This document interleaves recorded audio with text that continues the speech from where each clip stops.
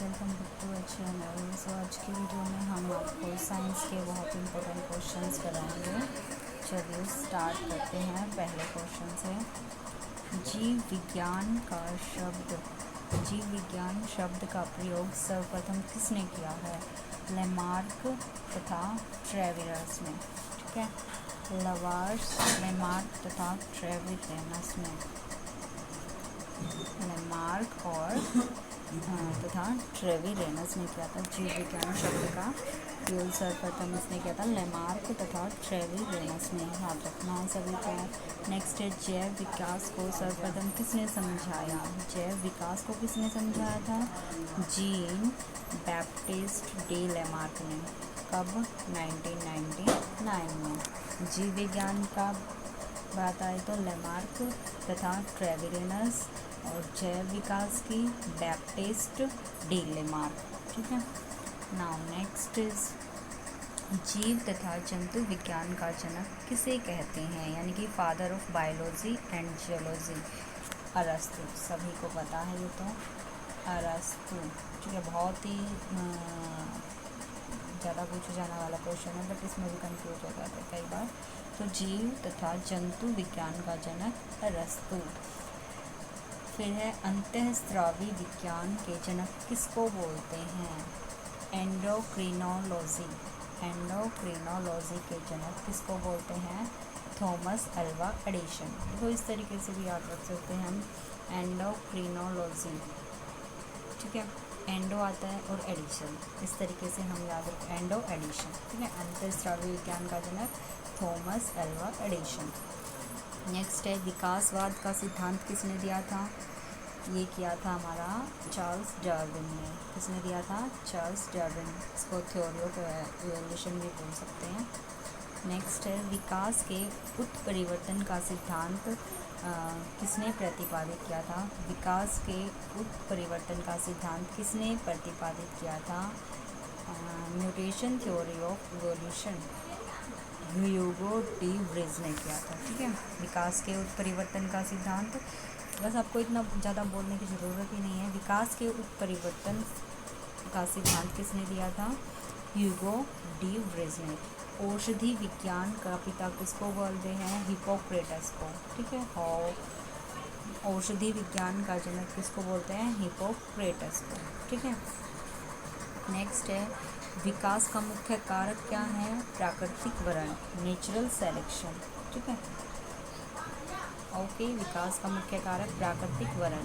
वैज्ञानिकों द्वारा पृथ्वी पर सबसे पहले किस जीव की उत्पत्ति मानी जाती है? किस जीव की उत्पत्ति मानी जाती है वैज्ञानिकों द्वारा? नील हरित शैवाल, ब्लू ग्रीन एल्वेज, नील हरित शैवाल। ठीक है, इस तरीके से हम याद रख सकते हैं। नेक्स्ट है, शीत ऋतु में पशुओं को प्रसुप्ति काल यानी कि डोरमेंसी पीरियड को क्या कहते हैं? हाइबरनेशन। ठीक है, शीत ऋतु में पशुओं के प्रसुप्ति काल को यानी कि डोरमेंसी पीरियड्स को क्या कहते हैं? हाइबरनेशन। विटीकल्चर के द्वारा क्या उत्पादित होता है? अंगूर। याद रखना, ये इम्पोर्टेंट है। विटीकल्चर के द्वारा क्या उत्पादित होता है? अंगूर। ठीक है, तितलियों का अध्ययन क्या कहलाता है? लेपिडोप्टेरोमोलॉजी। ठीक है,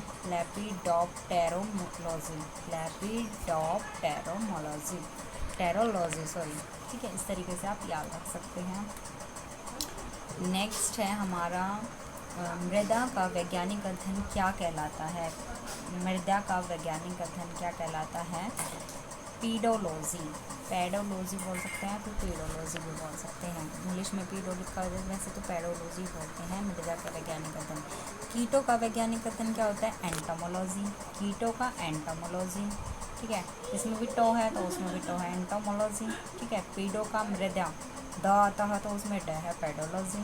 ओके, और देखो ये हमारा क्वेश्चन जो है SSC 16 और 2019 में 2 बार पूछा गया है। इसका मतलब ये इम्पोर्टेंट हो जाता है। कीटों का वैज्ञानिक अध्ययन एंटोमोलॉजी।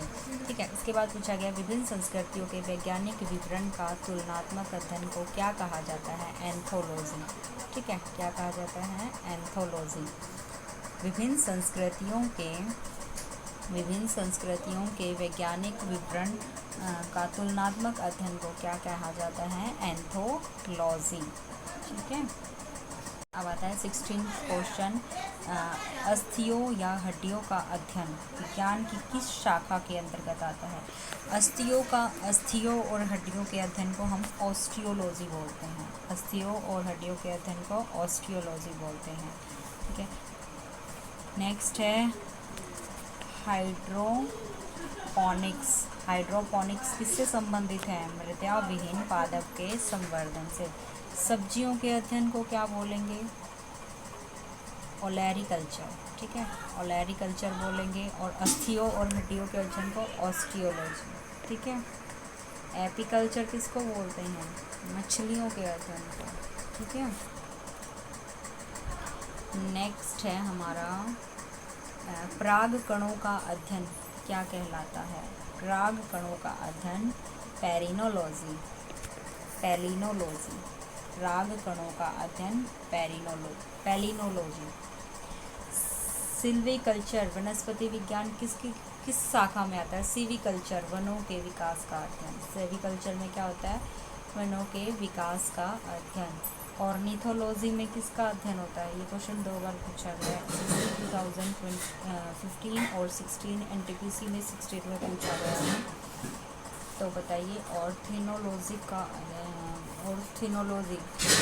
किसकी स्टडी होती है? ऑर्थिनोलॉजी में पक्षियों की। ठीक है, पक्षियों का अध्ययन होता है ऑर्थिनोलॉजी में।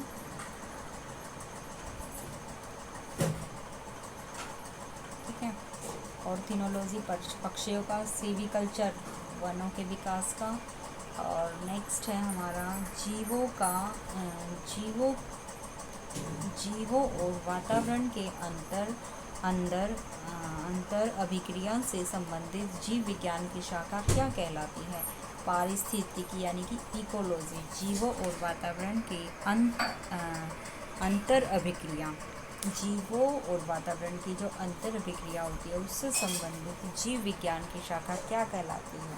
पारिस्थितिकी यानी कि इकोलॉजी। ठीक है, नेक्स्ट क्वेश्चन है जैसे कोई काई की तरह के प्राचीन पौधों का अध्ययन क्या कहलाता है? काई की तरह दिखते हैं प्राचीन पौधे होते हैं, उनका अध्ययन क्या कहलाता है? जो नम और आर्द्र वातावरण में बढ़ता है उसको ब्रायोलॉजी बोलते हैं। ठीक है, जीव द्रव्य के पृथक्करण एवं संयोजन से संबंधित वनस्पति विज्ञान की शाखा क्या कहलाती है? Tissue culture. क्या कहलाएगी? Tissue culture. जीव द्रव्य और पृथक्करण के संयोजन। दोबारा रिपीट कर देती हूँ। काई की तरह के प्राचीन पौधों का अध्ययन क्या कहलाता है? और नम और आर्द्र वातावरण में बढ़ता है उसको क्या बोलेंगे? ब्रायोलॉजी। जीव द्रव्य के पृथक्करण और संयोजन से संबंधित वनस्पति विज्ञान की शाखा क्या कहलाती है? Tissue culture. ठीक है, टिश्यू कल्चर। नेक्स्ट है एग्रोस्टोलॉजी में किसका अध्ययन होता है? एग्रोस्टोलॉजी में घासों का। ठीक है, ग्रास। ग्रोस्टो आ गया तो ग्रेस, इस तरीके से याद कर सकते हैं। वनस्पति विज्ञान की वह शाखा जो शैवालों का अध्ययन फाइकोलॉजी। ठीक है, शैवालों का अध्ययन फाइकोलॉजी और घासों का अध्ययन एग्रोस्टोलॉजी। साइटोलॉजी में किसका होता है? सभी को पता है, सेल का अध्ययन होता है साइकोलॉजी के अंदर। ठीक है, सेल। ओके, नेक्स्ट है इसमें हमारे पास मछलियों का अध्ययन। मैंने आपको बताया था अभी जस्ट कुछ देर पहले, आरआरबी में पूछा गया है। मछलियों से संबंधित क्या होता है? इक्थियोलॉजी। मछलियों का अध्ययन इक्थियोलॉजी, लेकिन मछलियों का उत्पादन एपीकल्चर। डेंड्रोलॉजी क्या होता है? डेंड्रोलॉजी होता है झाड़ियों का अध्ययन। डेंड्रोलॉजी झाड़ियों का अध्ययन। मछलियों से रिलेटेड इक्थियोलॉजी, और कोशिका से रिलेटेड क्या था? साइटोलॉजी। और फिर से रिपीट करते हैं, शैवालों का अध्ययन फाइकोलॉजी। घासों का अध्ययन एग्रोस्टोलॉजी। जीव द्रव्य के पृथक्करण एवं संयोजन से संबंधित वनस्पति विज्ञान की शाखा क्या कहलाती है? Tissue culture. काई की तरह प्राचीन पौधों का अध्ययन क्या कहलाता है? जो नम और आर्द्र वातावरण में बढ़ता है, ब्रायोलॉजी। नेक्स्ट है जीवों में और वातावरण की अंतर अभिक्रिया से संबंधित जीव विज्ञान की शाखा क्या कहलाएगी? इकोलॉजी। ऑर्थियोलॉजी में पक्षियों का, सीविकल्चर में वनों के विकास का, परागकणों का अध्ययन पैलिनोलॉजी एंड सब्जियों का अध्ययन ओलेरिकल्चर। हाइड्रोपोनिक्स में मृदा विहीन पादप संवर्धन से अस्थियों और हड्डियों का ऑस्टियोलॉजी। नेक्स्ट है विभिन्न संस्कृतियों के वैज्ञानिक विवरण का तुलनात्मक अध्ययन को इथेनोलॉजी बोलेंगे, ठीक है। कीटों का वैज्ञानिक अध्ययन एंटोमोलॉजी। मृदा का वैज्ञानिक अध्ययन पीडोलॉजी। तितलियों का अध्ययन लेपिडोप्टेरोलॉजी। विटिकल्चर अंगूर। शीत ऋतु में पशुओं के प्रस्तुति काल को क्या कहते हैं? हाइब्रिनेशन। और वैज्ञानिक द्वारा पृथ्वी पर सबसे पहले किस जीव की उत्पत्ति मानी गई है? नीलहरित शैवाल की। नेक्स्ट है विकास का मुख्य कारक प्राकृतिक वरण। औषधि विज्ञान का पिता हिप्पोक्रेटस। विकास के उत्परिवर्तन सिद्धांत का प्रतिपादन किसने किया? ह्यूगो डी व्रिज ने। विकासवाद का सिद्धांत चार्ल्स डार्विन। अंतःस्रावी विज्ञान का जनक थॉमस एल्वा एडिसन। एंड जीव अथवा जंतु विज्ञान का जनक अरस्तु होता है। जैव विकास को सर्वप्रथम किसने समझा? जीन बैप्टिस्ट डे लेमार्क 1999 में। जीव विज्ञान शब्द का प्रयोग सर्वप्रथम किसने किया? लेमार्क तथा ट्रेविरेनस ने। आज की ये वीडियो अगर आपको अच्छी लगी तो प्लीज़ लाइक करें, फॉलो करें और ज़्यादा से ज़्यादा सब्सक्राइब करें। Thank you so much.